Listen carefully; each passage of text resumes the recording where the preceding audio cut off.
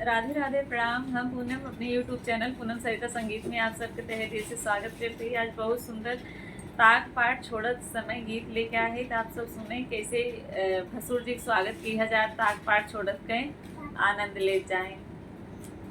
ऐसन सुंदर बन्नी के पगलटवा मिलल भसुर जी, ऐसन सुंदर बन्नी के पगलटवा मिलल भसुर जी, ऐसन सुंदर बन्नी के पगलटवा मिलल भसुर जी। चावल दिहले चिरकई के चबाई गईले भसुर जी, चावल दिहले चिरकई के चबाई गईले भसुर जी, ऐसन सुंदर बन्नी के पगलटवा मिलल भसुर जी, ऐसन सुंदर बन्नी के पगलटवा मिलल भसुर जी।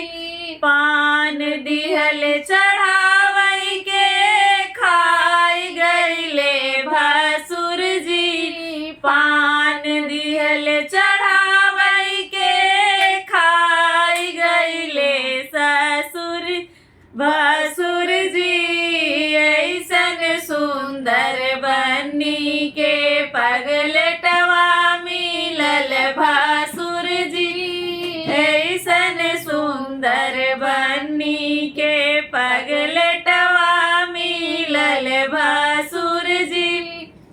ताग पात दिहल चढ़ावई के पहिर लिहले भसुर जी, ताग पाठ दिहल चढ़ावई के पहिर लिहले भसुर जी, ऐसन सुंदर बन्नी के पगलटवा मिलल भसुर जी, ऐसन सुंदर बन्नी के पगलटवा मिलल भसुर जी, ऐसन सुंदर बन्नी के पगलटवा मिलल भसुर जी। गाना में आप सब ने समझे की कोशिश कर जाए जब ताक पात चढ़त है कितना रस्म होता है और भसुर जी इतना पगलेट रहे हैं उनका कुछ समझ ही नहीं आया कहाँ करे की बात है। ताक पाठ छोड़े ताक पात मतलब छोड़त के टाइम पे चावल का कह जाते हैं उनको समझ में आया तो वैसे पंडित रहने लागत है बतावत में आ गए उनके जो समझ में आया अपन कहे